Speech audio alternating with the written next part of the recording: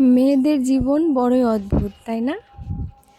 একটা মেয়ে সব সময় হেরে যায় বাস্তবতার কাছে। কখনো তার পরিবারের কাছে, কখনো প্রিয় মানুষটির কাছে, আবার কখনো তার ইচ্ছার কাছেও হেরে যায়। একটা মেয়ে চাইলেও তার ইচ্ছা মতো চলতে পারে না, তার ছোট ছোট ইচ্ছাগুলো পূরণ করতে পারে না তার ভালোবাসা দিয়ে কাউকে খুশি করতে।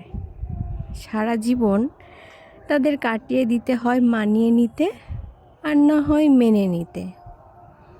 অবহেলা, অপমান, লাঞ্ছনা নিয়ে বেঁচে থাকতে হয় মেয়েদেরকে।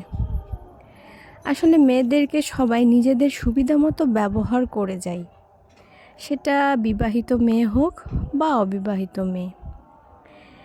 সব মেয়ে এই সমাজে লাঞ্ছিত। কেউ তাদেরকে তাদের মতো করে বোঝার চেষ্টা করে না। সবসময় নিজেদের মতো করে তাদের উপর চাপিয়ে দেওয়া হয়। তাদের বুঝতেই চেষ্টা করে না তাদের ছোট ছোট ইচ্ছেগুলো, ছোট ছোট চাওয়া পাওয়াগুলো।